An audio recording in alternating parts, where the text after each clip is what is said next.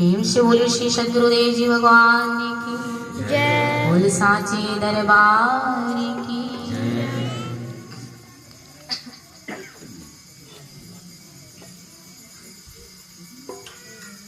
ध्यान देंगे। आज वास्तव में इतने हमारे कई जन्मों के भाग्य का उदय हुआ है,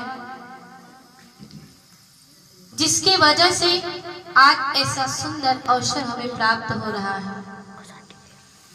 चूंकि रामचरितमानस में गोस्वामी तुलसीदास जी ने वर्णन किया है, पुंज पुंज बिन मिलहि न संता। जब तक हमारे पूर्व जन्म के पुण्य एकत्रित नहीं हो जाते, इकट्ठा नहीं हो जाते हैं, तब तक हमें किसी संत का दर्शन होता नहीं है। क्योंकि इस संसार में भगवान का मिलना कठिन नहीं है। अगर कठिन है किसी चीज का मिलना, तो वो होते हैं एक सच्चे संत और पूर्ण गुरु का। किसका मिलना कठिन है? गुरु का।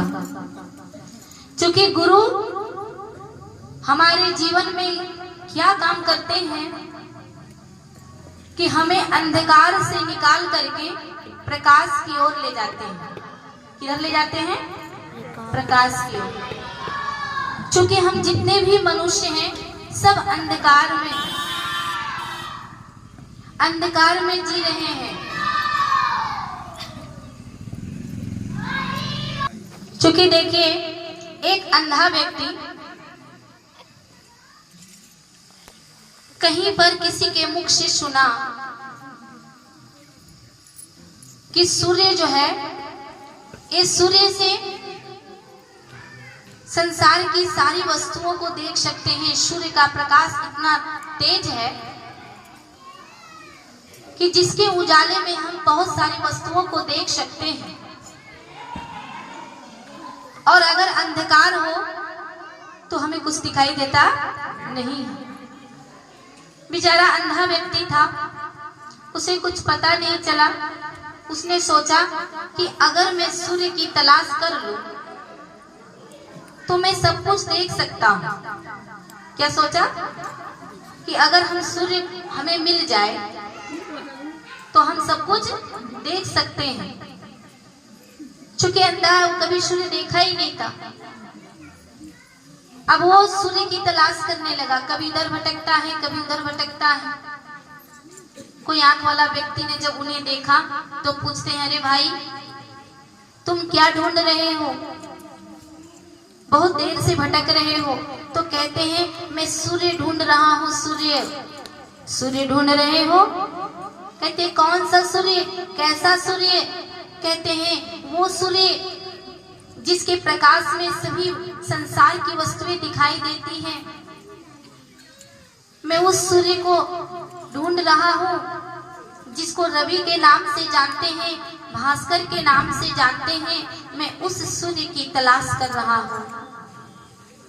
ज्यों ही उस व्यक्ति ने सुना कि सूर्य की तलाश कर रहे हैं, तो वह व्यक्ति ठहाका लगा करके जोर से हंसने लगा।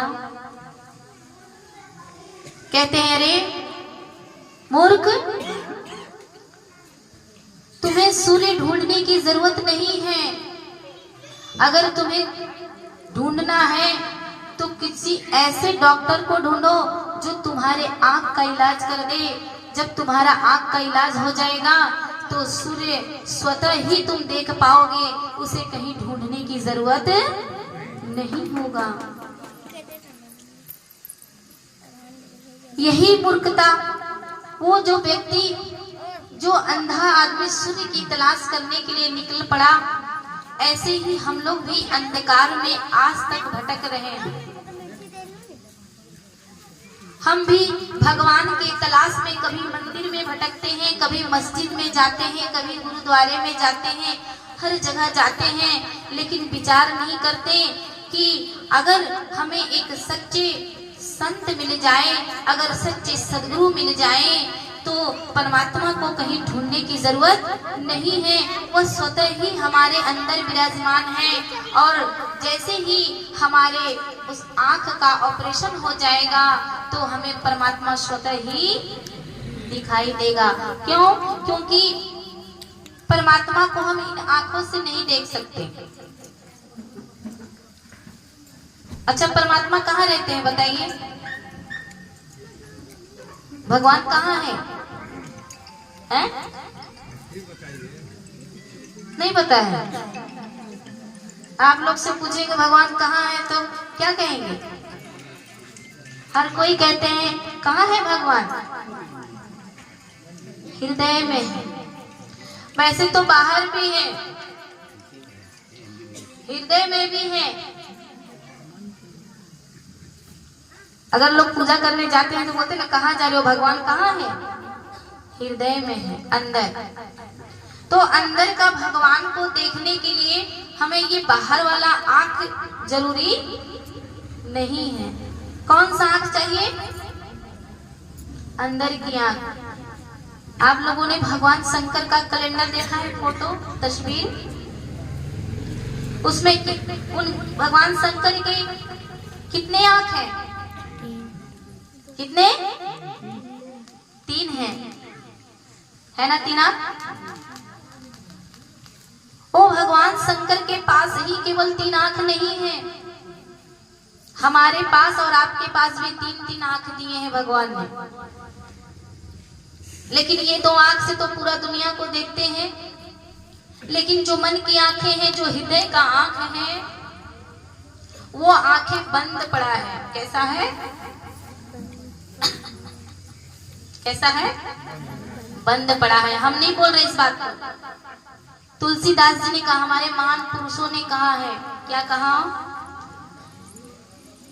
कि घट में है सूझते नहीं, अरे लानत ऐसी जिंद, तुलसिया संसार को भयो मोतिया बिन।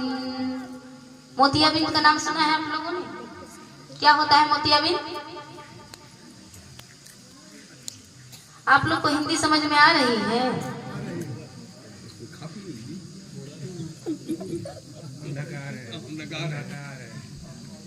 तुलसीदास जी बहुत अच्छे महापुरुष हुए, संत हुए। वो कह रहे घट में है, यानी हृदय में है, सूझत नहीं, दिखता नहीं है।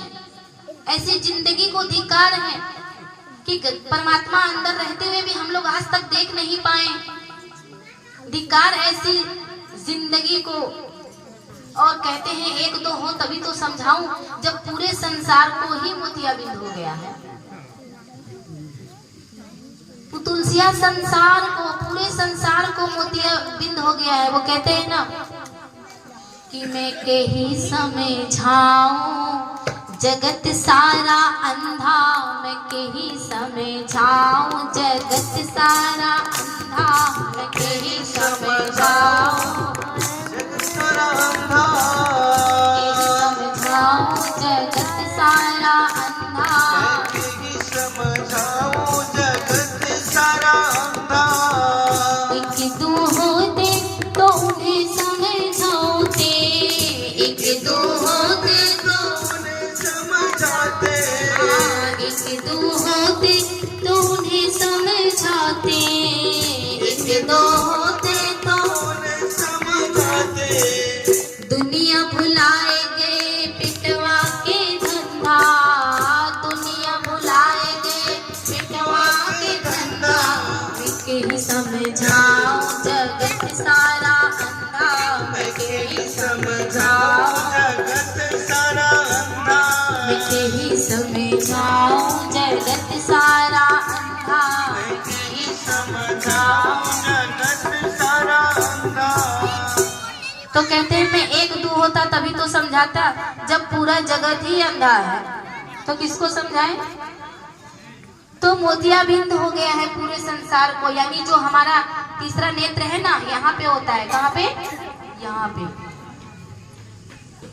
उस तीसरे नेत्र में मोतियाबिंद हो गया है, इसलिए भगवान दिखाई देते। इस आंख का ऑपरेशन कौन करते हैं? डॉक्टर तो करते हैं, लेकिन कौन सा डॉक्टर? अगर हमारे आंख में प्रॉब्लम हो तो क्या हम कान का ऑपरेशन करा लेंगे? क्या